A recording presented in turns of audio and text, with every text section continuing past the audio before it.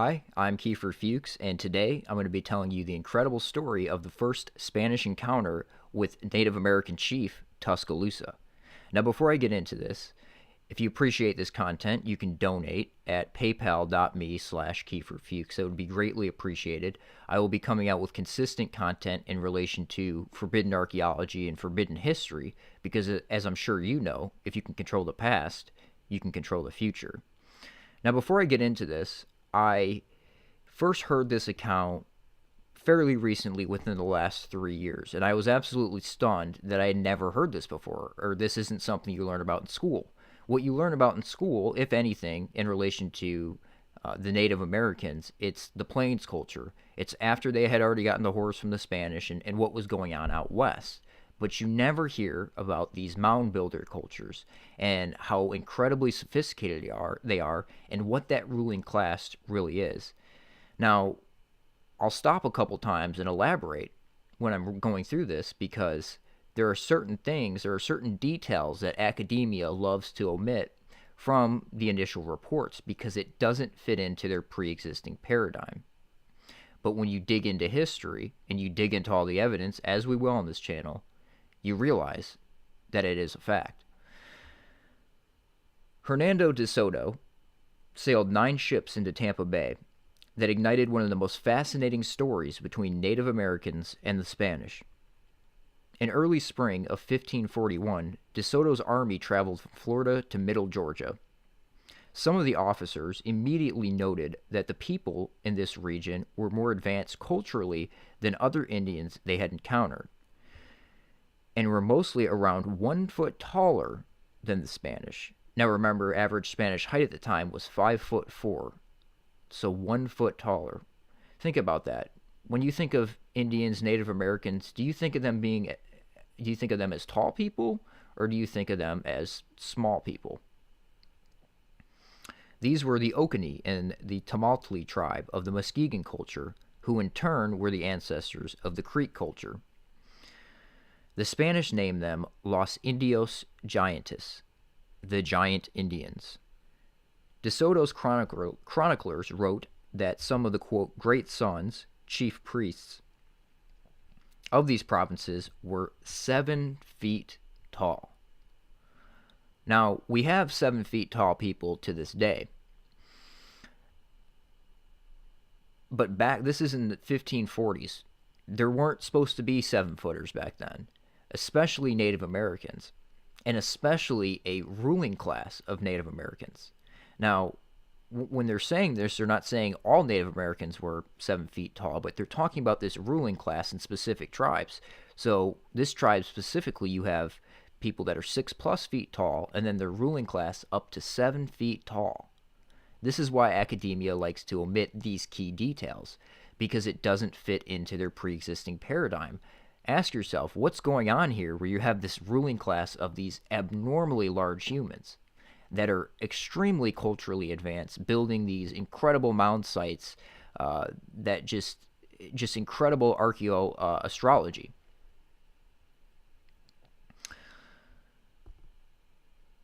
Their vast territory extended from Tampa Bay north to present-day Jacksonville area and west to the Aquila River, which runs along the eastern border of modern Jefferson County and empties into the Gulf. For protection, the conquistadors took these chiefs hostage and called them guests. DeSoto also required the natives to furnish them with porters. The Indians' reaction to this policy varied. After some reluctance,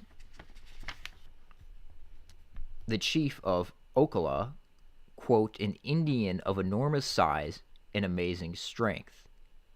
Now, let me stop for a second here as I continue to read this. Remember, academia will take these Spanish reports and use them as fact. This is where we get our history from, right? But they will omit these key details. Why? Why are we omitting the fact that there are 7-footers here? Why are we omitting the fact that these were extremely culturally advanced people?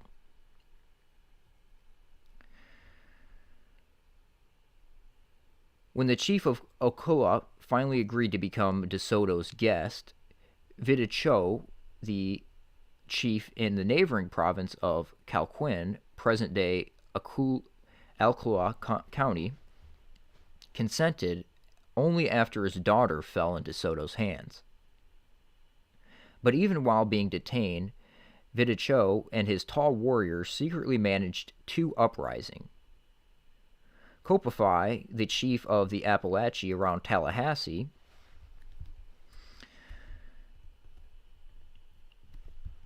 described as a, quote, man of monstrous proportions, refused to even meet with DeSoto, but a party led by the governor himself finally captured the giant and brought him in without much trouble because they had kidnapped his daughter. Hernando DeSoto's meeting with the giants continued as he pushed further inland. After a winter break at Acamba, Appalachia, he moved through the country with more than 600 men and 200 horses, traveling through northern Florida, southern Georgia, and western Alabama, meeting many tribes along the way. Rodrigo Rangel, DeSoto's private secretary, wrote a diary detailing the expedition. The territory they were exploring was ruled by the giant Native American chief, Tuscaloosa. And upon the conquistadors' arrival, the chief's 18-year-old son fiercely approached DeSoto's cavalry. Rangel writes, seeing him, quote, seeing him we paused, dumb with amazement, for though but a youth, he towered high, a great-limbed giant. Heads of our tallest men only reached to his breast. Now this is incredible. Why would they not teach you this stuff in school? Why is this not a movie? I mean, this is an incredible story. This is why I'm happy to share it with you guys. For the true seekers out there that want to know where we came from and want to know where we're going.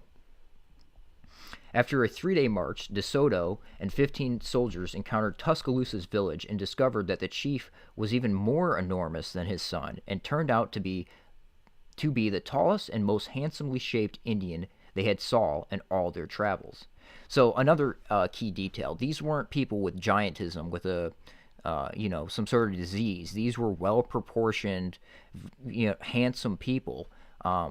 Were just genetically different than the native stock. It's incredible. It's incredible that we're not taught this stuff.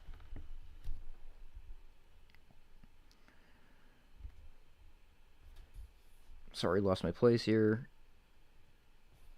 His physical measurements, writes De La Vega, who was accompanied by DeSoto, quote, were like those of his son, for both were more taller than half a yard taller than all others.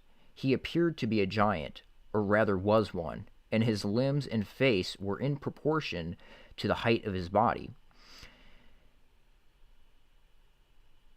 He was handsome, and he wore a look of severity, yet a look which well revealed his ferocity and grandeur of spirit. His shoulders conformed to his height, and his waistline measured just a little bit more than 2/3 a yard wide. His arms and legs were straight and well formed, and were in proper proportion to the rest of his body. In sum, he was the tallest and most handsomely shaped Indian that they saw in all their travels.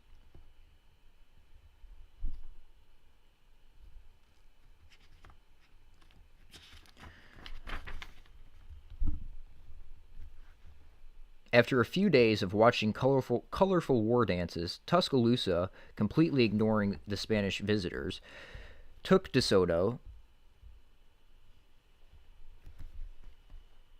DeSoto took the chief by the hand, and they walked together with him to the piazza, where they sat on a bench and talked for several minutes. Tuscaloosa was persuaded to join DeSoto on their quest towards Mobile. However, owing to the chief's huge size and immense weight, no horse was able to bear him. They eventually found a pack horse accustomed to heavy loads that was strong enough to carry the chief, but when he mounted the horse, Tuscaloosa's feet almost touched the ground. The description accords with Garcilaso de Vega's statement that the chief stood half a yard taller, 1.5 feet, than the tallest Spaniard. The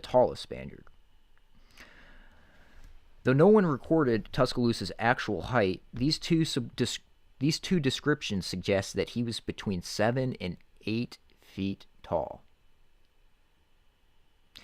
Now, let me add to that. This isn't just one account. There have been hundreds and hundreds of skeletons that have been found in America that echo this claim.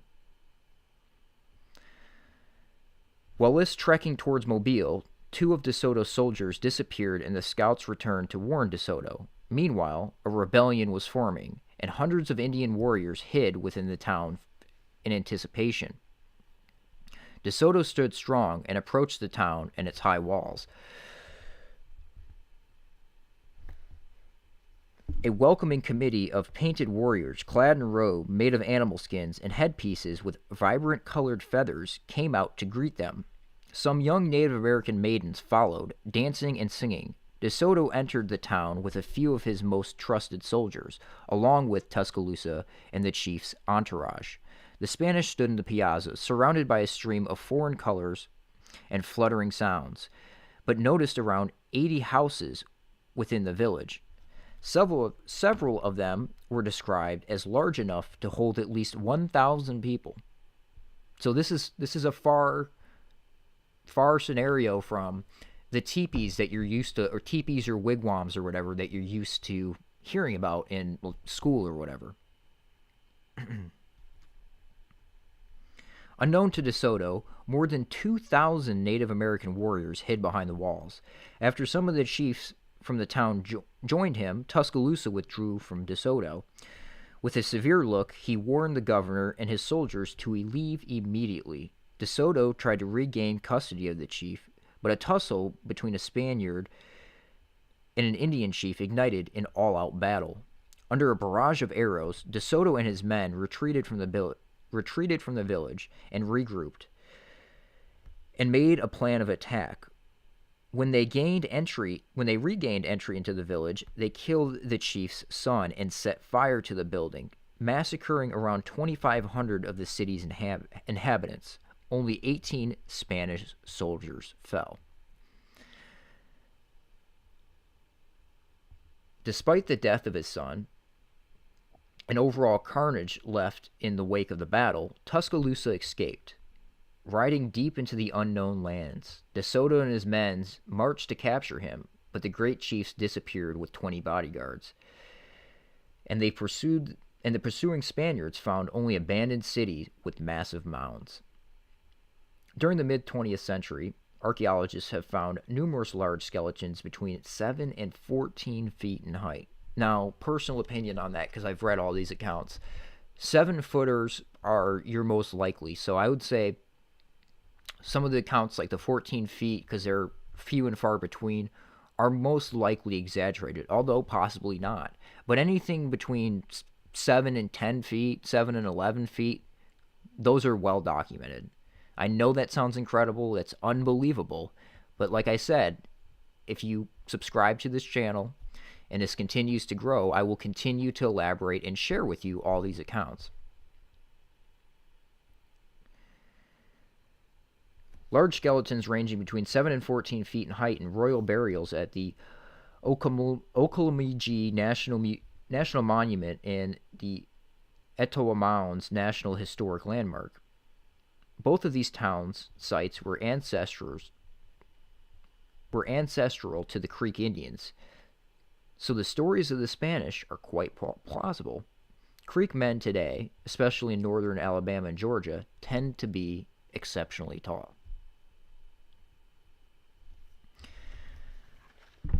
So that's what I'm going to leave you with today. I hope you enjoyed that story. If you enjoyed it, don't forget to like, share, subscribe, help us grow here so I can continue